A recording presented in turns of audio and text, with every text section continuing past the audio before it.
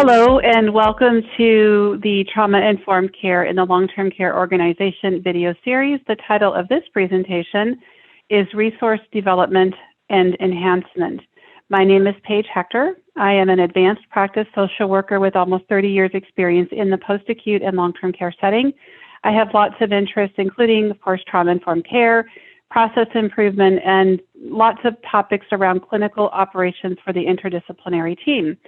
I write columns for two well-known publications, and I'm involved with many national work groups and committees.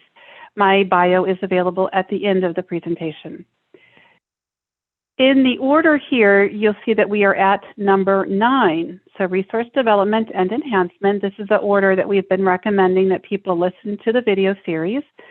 And in this particular topic, we're going to be talking about resilience and post-traumatic growth, overwhelm, body awareness, resource states, calm, safe place, present trigger, positive future template, grounding, and personal safety plan. So I feel like this is really a culmination of all the topics we've been talking about that come together to actual strategies that we can implement for residents, with residents, and also ourselves. So I really want you to listen to this presentation and be considering, how can I apply this information in collaboration with residents and families and care partners, but also with myself and with the staff that I work with. So resilience, I've shown this slide before. There are several definitions of resilience. One of my favorites is that it's adapting well in the face of adversity, trauma, tragedy, threats, or significant sources of stress. Boy, isn't that the truth of what we've been through with the pandemic. But I think that the resilience is really important for healthcare workers in general, because we're exposed to so many things that are very difficult, and sometimes they're really tough to be present with, as people we care about are suffering and they've experienced pretty traumatic events in their lives. So we all need resilience, especially now. Post-traumatic growth, again, lots of definitions. This is one that I landed on that I do like. A positive psychological change experienced as a result of a struggle with highly challenging life circumstances and through establishing perspectives for a new normal. There's 3 elements to post-traumatic growth that you'll see there in the middle. So there's deliberate reflection. How have we been impacted? So we talked about what has happened, how have we been impacted, what have we learned, and then how can we reimagine a new normal, a different status quo. And one of the most important keys about the growth aspect is that it's not just about restoring function, which is important, but it's about achieving a higher level of functioning. That's the growth part. We don't want to just get back to where we were. We want to take what we've learned and grow from it, grow with it. It's also critical to know here that post-traumatic growth does not minimize the seriousness of what has happened. It simply says that we are going to accept it, we're going to talk about it, and we're going to grow from it. This session really brings in some elements of mindfulness. One of the definitions I like is moment-to-moment, non-judgmental awareness, paying attention on purpose in the present moment. When I talk with staff about concepts, and we kind of use the word self-care, but I'm a little hesitant with that word because we tend to say, oh, we just need more self-care, which I think is true. We all could use some more self-care. But we tend to use that word in such a way, well, if we just do a little bit more self-care, somehow all of the woes are going to go away. Self-care as a mindfulness practice is actually, I'm going to elevate it a bit to a clinical competence, because it is that crucially important. Because I think, especially given what we've been through and continue to experience with the pandemic, realizing that taking care of and being mindful about our experiences and what we're going through, helping us to be as healthy as we can, is really important to being able to show up at work to provide care to other people who are also suffering and grieving. Recently, I attended a nonviolent communication conflict class. The facilitator was Yoram Mosenzen. Amazing experience, but one of the things that he kept saying is, we are human beings and not human doings. So to me, that really spoke of the mindfulness of giving ourselves and one another permission to slow down a bit, to take a few more breaths, and to bring on board some strategies that help support us in these, not just these difficult times related to the pandemic, but for our well-being going forward. So I'm going to refresh our memories for some content that I talked about in another video series. We have signs of discomfort. So I think of it like a yellow light. When you come up to a yellow light when you're driving, one would hope that you know that you slow down. That's the purpose of a yellow light. Be aware and be prepared to stop. If we can think about signs of overwhelm or discomfort or anxiety or distress like that yellow light, and you'll recognize these two slides here from another presentation, that when we can kind of pick up at all of these signs and however they show up for you individually, and then we can think about how do they show up for residents? What happens when Mrs. Jones begins to feel agitated or anxious or overwhelmed or stressed or triggered? What exactly happens? So these are just a small list, but if we can catch, if we can identify the yellow, these are the yellow light signals, that when we can catch these and make a conscious effort intentionally to slow down, to say, hey, my body, my mind is giving me important information. I need to be prepared to stop. I need to do something different. Love this image again. I have shown this before, reminding us that when we are in a state of overwhelm or anxiety or even minimal stress, basically what's happening is that your limbic brain, where the amygdala lives, is gone into, is taken over. You know, it's going to trigger the fight, flight, or freeze stress response and really focus all of your energy on making sure that you are safe and well cared for in that moment. So what happens when the limbic brain has taken over, the prefrontal cortex, which is where our decision making, our emotional intelligence, our body regulation, and all of that stuff resides, that has to shut down or kind of go on the back burner, because your body is so focused on taking care of you in the present moment because it has detected a threat, a sense of overwhelm or anxiety. And then what happens is your biology is going to pick fight, flight, or freeze. So this particular segment, when we begin to get the inklings of a stress response and we can feel we're gearing up and we're going into that fight, flight, or freeze, and sometimes we can actually catch those responses before they go full blown, these strategies are going to help us to do this. And I want to spend a moment here. When I talk about settling, I am talking about the idea of self-comfort and self-soothing. It's not typically a one and done, especially with very upsetting situations that we've been dealing with around the pandemic and just, I think, healthcare in general. It could be multiple times a day that residents need to settle, staff, family members. And if you look at this image here, I just love this visual. When a person is over here, to me, this is the full-blown stress response, where the jar of water with the mud in it is just all shaken up and you can't see clearly through anything. As we begin to settle, and this settles down here towards the bottom, we begin to bring more awareness and the ability to engage with the prefrontal cortex, which is the decision-making, the empathy. It doesn't mean that this has gone away. It just means that we've allowed it to settle, to soothe, to relax, to rest. These strategies are all about increasing comfort. And I make a note here that it's not just physical comfort. That's obviously super duper important, but it's also increasing our emotional and our spiritual comfort as well. And it's almost like the idea, I love these images of like coming out and hugging oneself to say, I'm sensing the overwhelm. I need more self-comfort, self-soothing. When another person is in a state of distress or being triggered from some kind of a trauma or trauma experience, We do not want to tell them to calm down. That actually can have the absolute opposite effect of ramping them up even more, exacerbating their distress. So traditional behavior modification protocols of de-escalation, folks, that does not work with trauma. When people are feeling traumatized and stressed in that way, their biological stress response is on full alert. It doesn't tell them, it doesn't work to tell them, hey, you need to calm down. That will not work. They cannot, that can't operate that way.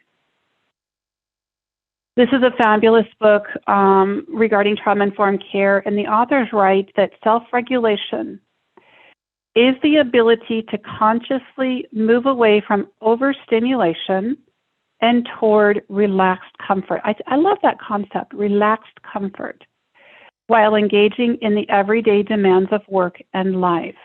So there's a balance. It's not that the stressors go completely away, but it's that we bring more coping and soothing on board to help hold those. Body awareness is a big part of this. And this is a part that I know I'm learning a lot about, that this is something I'm bringing more awareness to, of really paying attention to how am I feeling in this particular moment? Where is my body feeling calm? Where is it feeling stressed or agitated? And I recently came across this resource that I have shown in one of the other videos in this series, but this is a free resource. If you just go to Grok, G-R-O-K, Grok the World, the link is at the bottom. They provided to me one of the most fabulous word lists of body sensations. So I just pulled out a few here. You can see on the sides: bubbly, goosebumpy, burning, prickly, pressure, radiant, in a knot.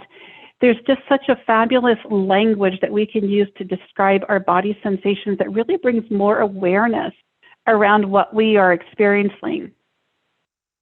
Another analogy is when we are in a state of overwhelm or distress, or a residence.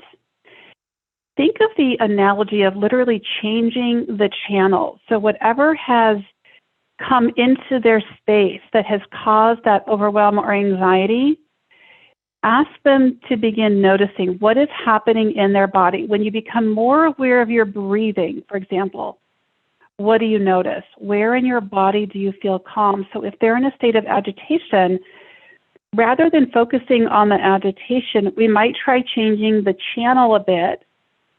Lucy, where do you feel calm right now in your body? I'm telling you, if it's maybe just the toe, I'll take it.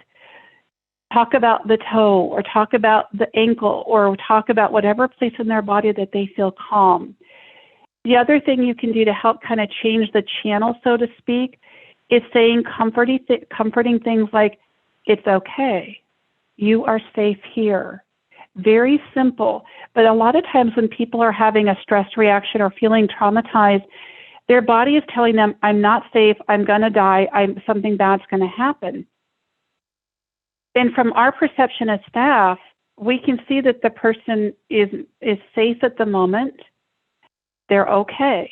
So we can help bring more of that awareness and comfort on board by saying that you're safe, I'm here with you, bringing them back into the present moment. Literally, when we are in a trauma response or re-traumatized by a trigger, our body is reacting as though we are still back in that event, whatever it was. It could have been an hour ago.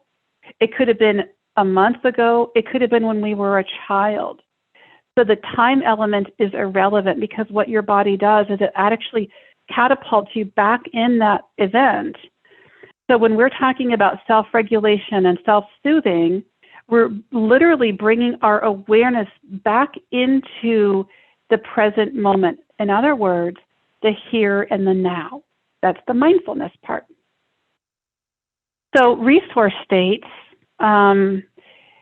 these are positive internal resources that are associated specifically with calm and with safety. So we all have resource states. So here's a list. If I was in person with you, I would ask you to either put in the chat box or to start calling out, what are your personality traits? What do you do well? What are your hobbies and your strengths and your values? I put on here some of my values: compassion, community, integrity, relationship, and creativity. I do have courage. I tend to be patient most of the time, gratitude, and faith. So all of those things are very important to me. Those are my resource states or my strengths. So the way that we use this particular strategy, ask a person, well, what is one of your resource states or strengths? So think right now, what's one that you might say? Is it courage?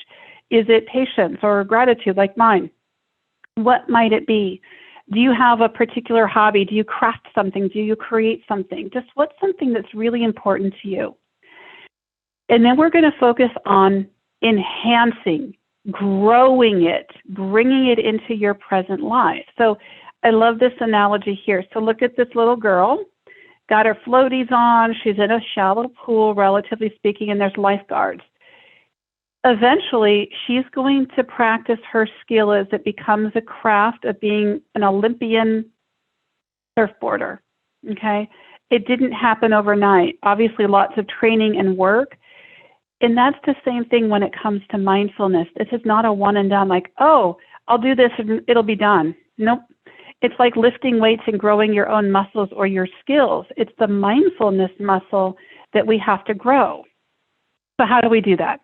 Here are some prompts as you work with this particular strategy of resource enhancement. So for example, let's use the example of courage. So if I said courage was one of my strengths, you would ask me, well, what's your strongest memory you have of being courageous?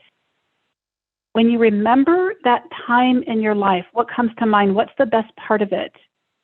Is there a positive thought that you have about yourself, and what emotions go with that memory, and where do you feel it in your body?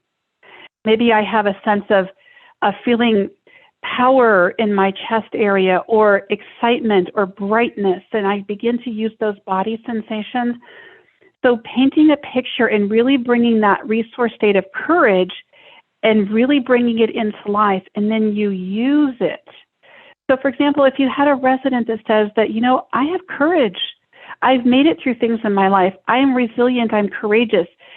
So when you're present with that person and maybe they're struggling, one of the things when the time is appropriate, not when they're actively grieving and they just need to have presence with you, but at some point, you know, Mary, remember you were talking to me about courage. Remember how you did that. Remember you told me that story. Let's talk about that story again. So it's a way of gently remembering and reminding ourselves and one another of the resource states and the strengths that we do have. And if you think about the care plan segment I did a little bit ago, this is how we bring our resources and our strengths into the care plan process. Another strategy is the calm, safe place. So when a person is feeling anxious or fearful, stressed, upset, overwhelmed, we think of a calm, safe place. And the really cool thing about this strategy is that it can be real or imagined. I want to remind us, I'm not talking about doing therapy with people.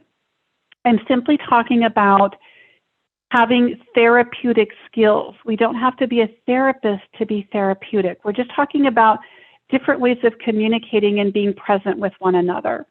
So calm, safe place. Here's a couple prompts for you.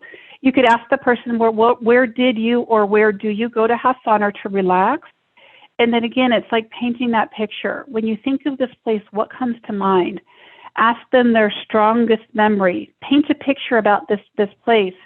The sounds, the sights, the smells. Are there people there? If there's people in this place with you, are they standing next to you? Are they in front? Are they facing you? Are they behind you? Where are they? What are they doing? Are they quiet? Are they talking? The more that you can learn about this calm, safe place and bring it to life, and then ask the person for a simple cue word. So ask them to close their eyes. Think of a simple cue word that makes them think of the calm, safe place. Ask them, and that's what you would probably put into the care plan, for example. I'll show you a picture. It's so interesting. For years, I had this image, and you guys, I live in Tucson, Arizona. I don't have a lot of water here, so I didn't even realize what I was doing. So when I was feeling stressed or anxious about something, for a long time, I had this vision, and I found this picture. I was like, oh my gosh, that was my calm, safe place. It was always a pier, and there was a chair at the end of the pier, somewhere that was very quiet and peaceful, like a pond or a small lake. This, I realized, was my calm, safe place. So what would your calm, safe place be? How can we incorporate this strategy into the work that we do with residents and staff every day? Another strategy is called present trigger, positive future template. So you can see by the images I have here, present trigger is full-on PPE, no touch, no hugging, painful procedures, and then we have this. Honestly, every time I use this slide, I look at that picture and it just makes me smile. I literally feel a physical sensation of joy, of goosebumps, as I look at that staff member hugging that lady, and it just makes me happy. So this particular technique it's like a movie. Think of a movie reel that you play in your head. We're here right now, but eventually we're going to be here. So it's actually giving your mind and your body a way to be unstuck, if you will. It's a movement. It's moving towards something. So here are the prompts to help craft this and help bring this to life, this movie to life. So again, it's very detailed. When you think of your positive future template, you could say to yourself or your colleague or your spouse, your kid, whoever you're working with or talking with, tell me about that scene. Who's there? What do you smell? What do you hear? What's the physical setting like? Describe it to me in detail. How do you see yourself handling this situation in the future? What would you like to be doing next? So these are all the questions that we can begin to use to craft what that positive future template looks like. Again, just a reminder, we don't have to be therapists to be therapeutic. So mindfulness, another way to think about this, is very intentionally changing tracks. So when I thought, oh, changing tracks, literally like if I'm going down this track and I'm feeling stressed, anxious, and overwhelmed and triggered, I can literally come over here. I can change the track, change the memory, change the channel. What I'm doing is connecting to self-care. So I'm not just using the word, oh, we need to do more self-care. I'm actually implementing that in a way that I can do something different. So for example, when I feel triggered or anxious or overwhelmed, what tends to happen, I clench my teeth, my face gets squinchy, my muscles are tense, I realize I need to move, I need to get up and move. When I feel those sensations, one of the first things I'm going to do, I just did it right now, I don't know if you saw that, exhale, inhale. It's literally breathing the breath of life, slowing down. There's a reason that I put that in all capital letters. We tend to ignore our indications of overwhelm when our bodies are giving us important information and saying, hey, hold on here. Something's going on. You got to listen.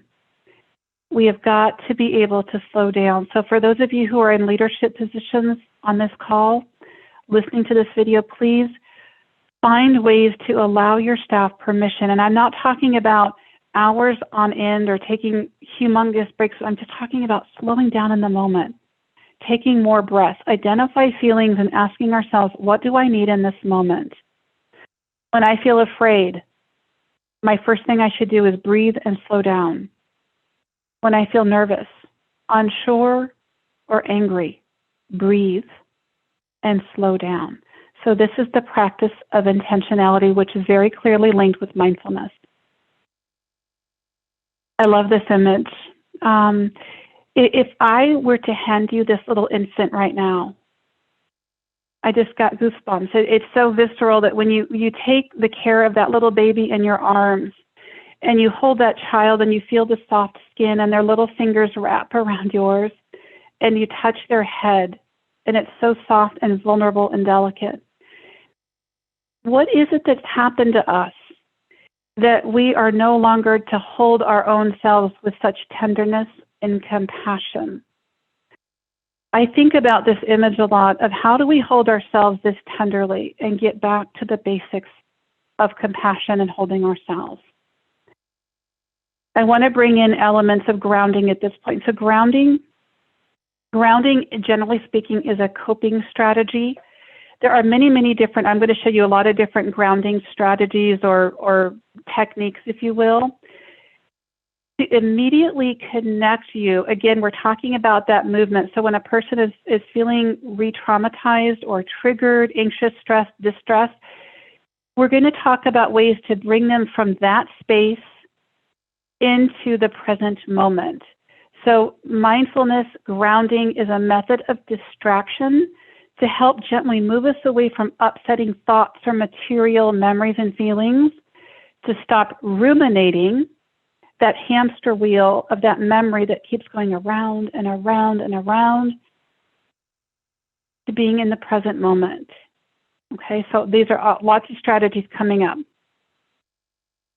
So last year in the Journal of the American Medical Directors Association, JAMDA, there was a great article, and the title was, as you can see in this screenshot, Lower Incidence of In-Hospital Falls in Patients Hospitalized in Window Beds than Non-Window Beds. Now, I don't think we're surprised, right?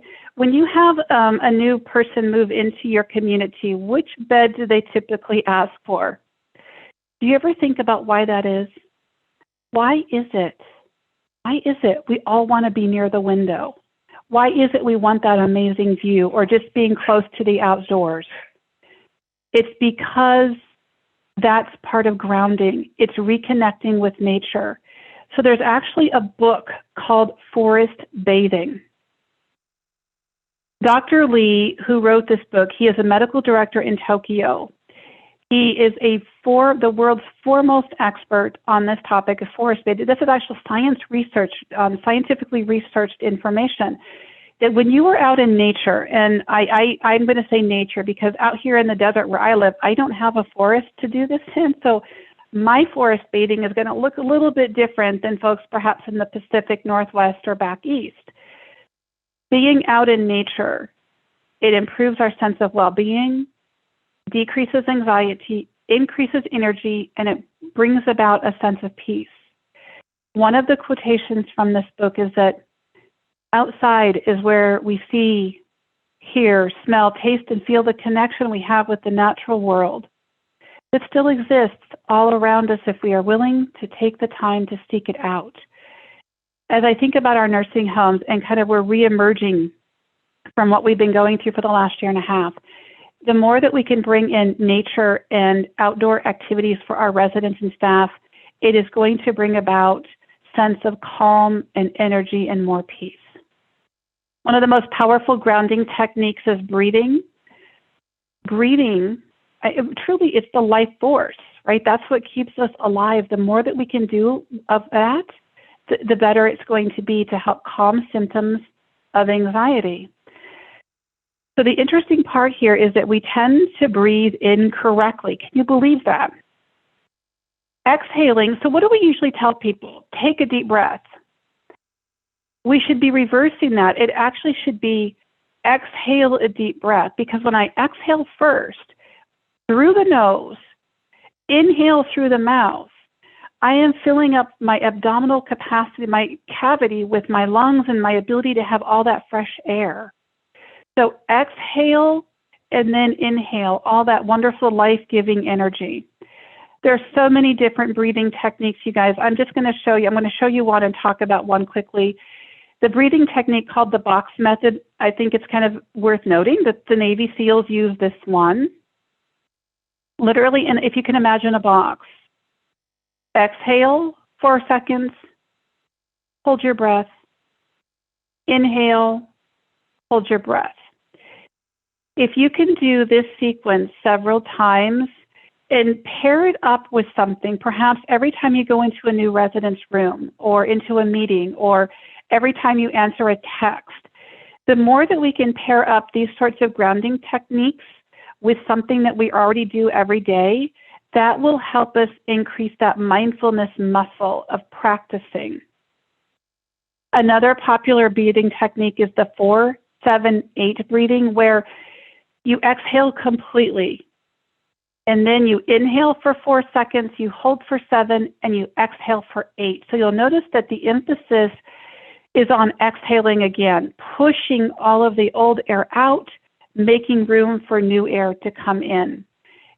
Maybe what happens with you, like it will, and I always have to struggle when I put up this slide, because it makes me want to yawn. Even saying the word makes me want to yawn. It's so interesting how our bodies do that. It's contagious. We don't know why. I tried to figure it out, and there was just not a clear answer. So some people think that it's to get more oxygen in your blood. I don't know. That sounds good to me. But the thing that I do know is that when I yawn, I get more air. So when I do breathing exercises, when I'm feeling stressed, I purposely try to elicit a yawn because it helps my lungs expand and it brings in more air. So again, these are grounding techniques. So all of these different things, I'm going to show you what you might do with those in just a minute. Another very good grounding technique. So remember, grounding, we're paying attention to things around us. And one of those things can be our sensations. So our taste, our touch, our smell. So if you popped, for example, a bite of salsa, bit on a lemon or a lime, popped a peppermint into your mouth, strong flavors or sensations can actually help divert a stress response because you're now focused like, ooh, what's this thing in my mouth, this taste? Now, please don't get me wrong. I'm not saying that we should eat our way through stress responses all the time. That's not healthy. But what I am saying is that there's things that we can do, strong flavors or sensations. Smells are another one. Think of all the residents that you might have aromatherapy on their care plan. But to really understand why that's so important, it's a grounding technique to take them out of a stress response, to bring in more self-regulation, self-soothing, and calming. Movement, super duper important, everyone. In fact, if you're sitting still for right now, we're going on just 32 minutes of this video, wiggle, move around, wiggle your bum in your chair, tap your feet and feel the floor beneath your feet. Grounding, this is one of the most basic grounding techniques, when you can actually feel your body's presence in the current. So I'm touching the arms of my chair, I'm tapping my feet, I'm feeling my bottom in the chair, literally reminding myself, I'm here in this present moment. So a lot of times when a person is in a trauma or a re-traumatization or a stress response, they actually feel like they've been catapulted into a different place in time. So when you can gently bring them back, Mary, Joe, feel the desk, feel your bottom in the chair, in the wheelchair, tap your feet. You are actually helping bringing them back into the present moment. Ask them to look around. What do you see? You can ask them, tell me all the things that you see are blue. Or tell me all the different colors you see. Another technique with this is, can you name the largest, what's the largest thing you see right now when you look around, and what's the smallest thing? Because I'm inviting my brain to do something different, to get out of the track that was the trauma track and moving over into self-regulation, self-soothing. Same thing here. What do you hear? Tell me everything you hear at this moment. Right now in my office, I hear a truck outside. I hear the air conditioner going. I hear a little bit of buzzing from my computer. My dog is breathing over here in the corner. All of these things, so I'm purposely becoming aware of what's going on around me. Texture and touch are very powerful.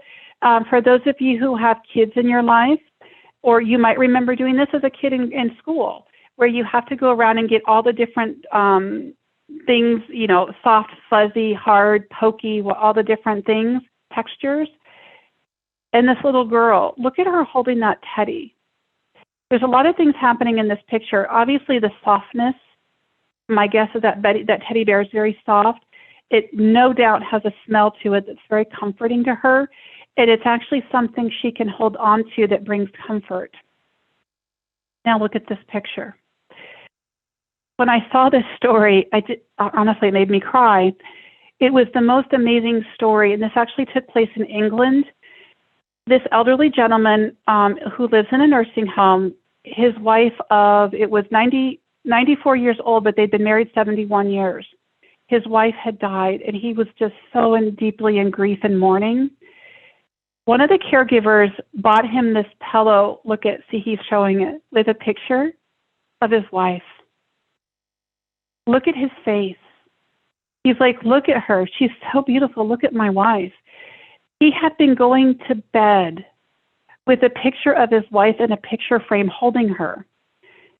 Now he had this soft pillow It's not the same as having his wife to hold on to, but it was something tangible. So I thought, wouldn't it be amazing if we could have pillows for all of our residents and all of our nursing homes, something tangible to hold on to provide that comfort, the texture, the smell.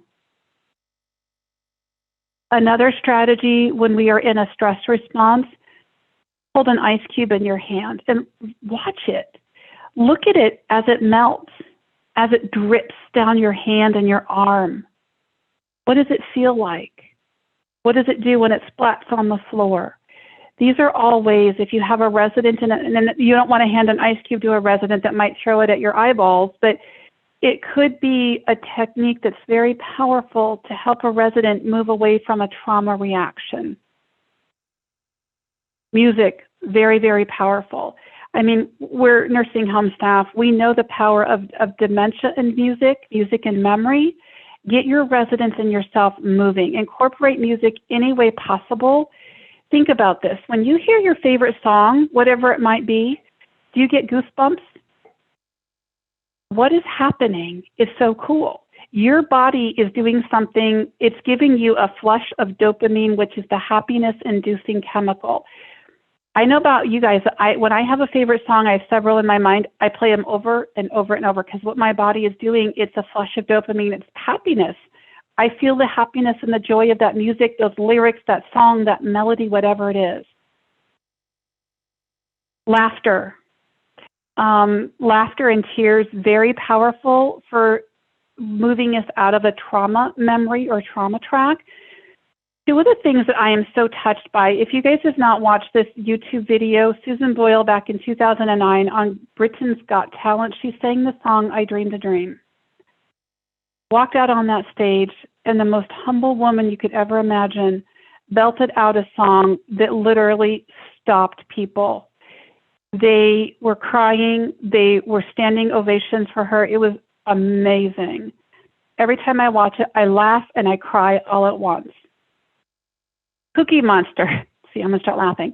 Cookie Monster is very funny to me. In this particular Siri commercial, he is waiting not so patiently for those cookies to get done. And it's just the silliest. I think it's like a minute long. Every time I watch it, it cracks me up. If Cookie Monster isn't your thing, whatever makes you laugh, silly jokes, bringing laughter and joy into the workplace is another wonderful way as we all seek to grow and to heal, to bring more awareness about being in the present moment, laughter and joy. Tears can be for happiness and joy. They're not just for grief and sadness. I read an article recently and the author wrote, I want to share with you what she wrote. She said, Kathleen says, I use the word melting. Letting go of their guard, their defenses, and tapping into a place deep inside themselves. And I saw this image of this woman. I just look at her and the joy that's on her face. You can just see her face so beautifully emanating that. Another strategy for grounding is compassionate self-talk. Years ago, I attended one of the most magical days, really, of my professional and personal life when I got to spend the day with Imam Jamal Rahman, and he did a whole series on compassion, creating mercy and gentleness with self-talk. So multiple times throughout the day, he had us put our hands on our hearts, gently patting, and he would have us recite something like this that I've put down there. Oh, your soul is aching for peace and comfort today. Aching for peace and comfort, for well-being for all. It's okay. It's all right.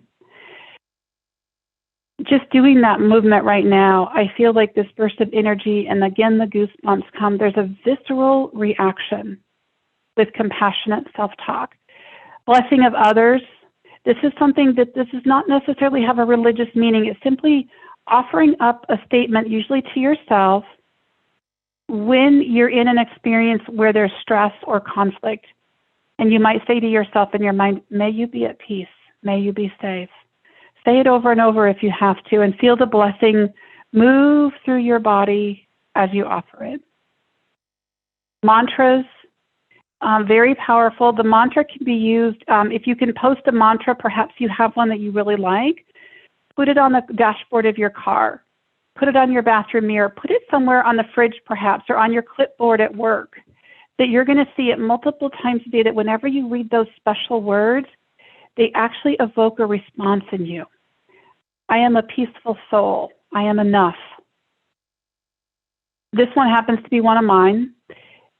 May there be joy in this day, and may I bring joy to others. There's so many examples here, you guys.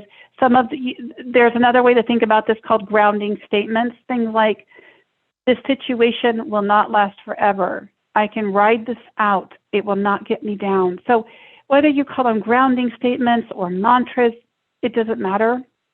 Just find some special words that work for you.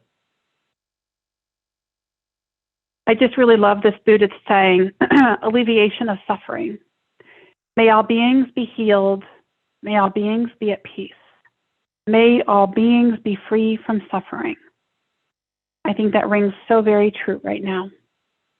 So what do you do with all of these things? Well, one of the ideas is to create a personal safety plan. This is one of the last strategies I'll talk about, to create something that's a visual reminder of the grounding strategies that would work for you. So this is something staff can do. It's also something that residents, that we can do with them if they need help with it. Family members can do with them. It's a strategy to manage stress or distress in the moment when you can catch those feelings of overwhelm. So however it shows up for you or for that resident, 3 to 4 grounding strategies to help self-regulate and regain balance and self-calm.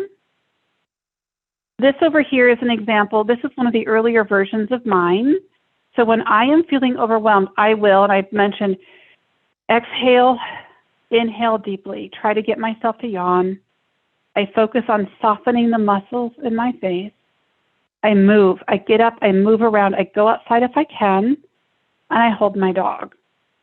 Those are some things that really help ground me back into the present moment. I put one of my mantras on there. So you can create these little cards, you can create these and do this exercise with staff, but the thing is, if we do them, we need to have a process and a plan in place to use them. It doesn't make any sense to do all this wonderful work and to have it sit in a care plan somewhere or sit on a clipboard and never look at it. So we need to create processes in our communities and our nursing homes that actually normalize and make it something desirable to use our personal safety plans. And it could be that you have a safety plan at work and one for home.